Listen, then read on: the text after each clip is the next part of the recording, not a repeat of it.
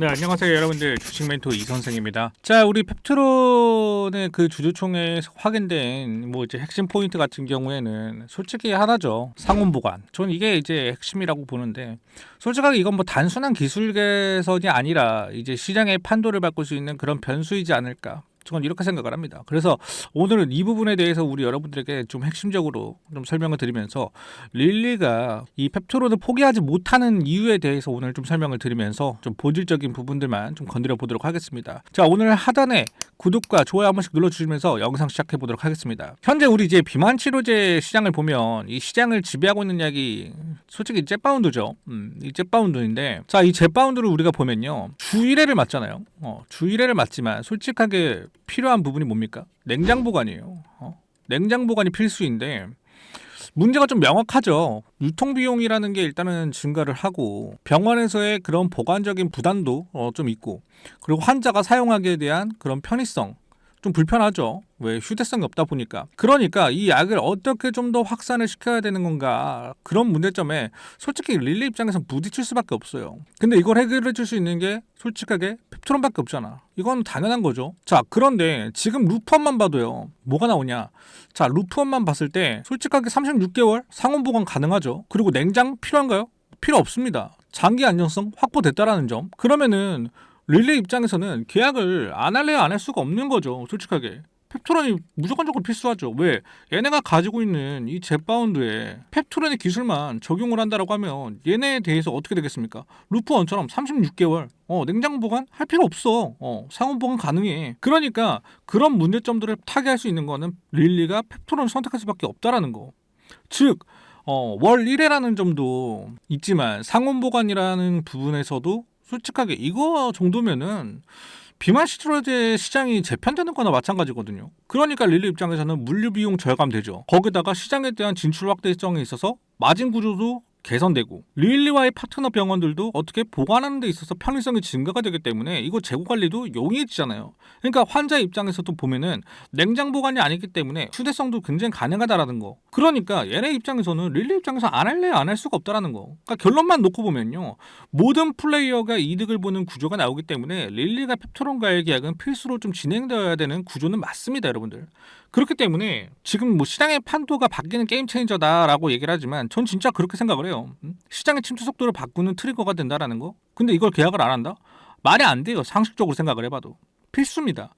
그런데 여기서 또 말하는 내용이 뭐냐면, 지금 뭐랑 비교를 하냐, 솔직히 카무루스랑 좀 비교를 합니다. 근데 여러분들 아실 분들 다 아실 거예요. 카무루스랑 펩트론을 좀 비교한다라는 것 자체가 솔직하게 효능면에서 펩트론이 좀 우위에 있는 건 사실이에요. 부작용이나 주사 편의성이나 펩트론이 다 우세하다는 건데, 딱 하나 보자고 하면은 얘네가 가지고 있는 거 이거예요. 이거 앞서 있는 건 얘네가 이게 앞서 있는 거, 상온 보관. 이거 말고는 솔직하게 펩트론이 다 우세해요. 그런데 전체적인 걸 높으면 보면 펩트론이 우세한 건 사실인데 자꾸 카무루스랑 비교를 한다. 그러니까 이제 깔 게 없다라는 거야, 펩트론에 대해서. 그럼에도 불구하고 시장이 원하는 방향으로 가지 않았기 때문에 이런 실망 매물이 터져 나왔다라는 거. 그러니까 그런 이유만으로 주가가 눌리긴 했지만, 솔직하게 제가 뭐라고 했습니까?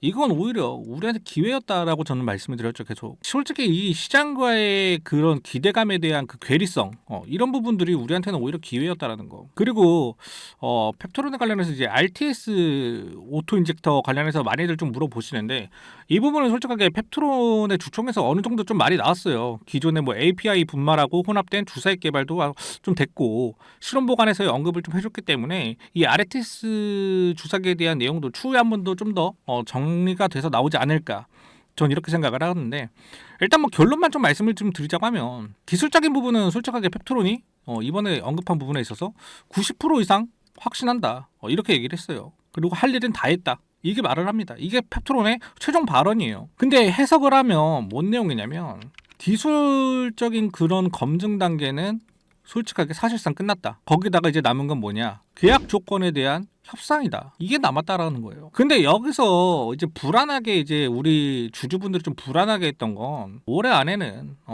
계약 관련해서 진행이 될 것이다.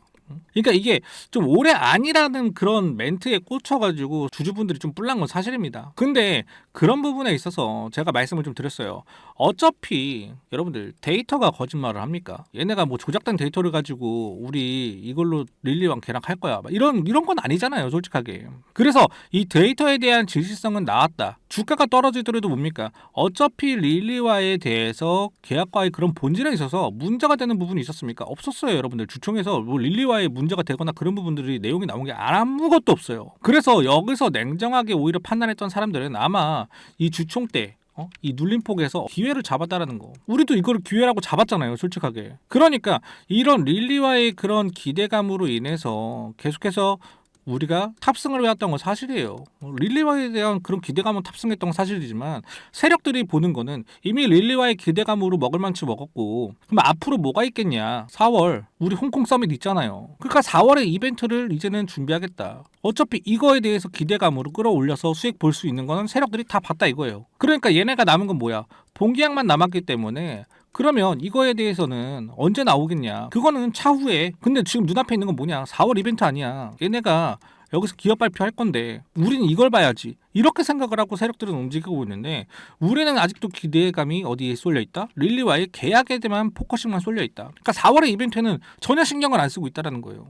그러니까 좀 우리도 보수적으로 좀 생각할 필요가 있다. 저는 이렇게 말씀드리고 싶습니다. 그리고 솔직하게 우리가 이제 펩트론 같은 경우에는 솔직히 평단가 조절만 잘하면 솔직하게 수익을 크게 볼 수 있는 종목도 펩트론이 맞아요, 여러분들. 그래서 제가 목요일 날도 말씀을 좀 드렸잖아. 28만 원, 29만 원 이거 보거나 러프하게 얼마까지? 26만 원까지 열어두고 좀 보셔라. 그리고 여기 구간이 오면 우리는 뭐다? 매수하고 비중 조절만 하면 된다. 말씀드렸잖아요, 여러분들. 정확하게 근데 제 말이 맞았잖아요. 금요일날 얼마입니까? 27만 3,500원. 이때만 탑승했어도 지금 수익 구간이에요, 우리. 너무 아쉽지 않나요? 그래서 아마 이때 제 영상을 보고 뭐 기회를 잡으신 분들도 있고 쉽게 뭐 놓치신 분들도 있을 거고, 그래서 제가 텔레그램 방에도 한번 남겨드렸고 저희한테 문자 주신 분들에게는 답변으로 제가 또 빠르게 알려드렸죠.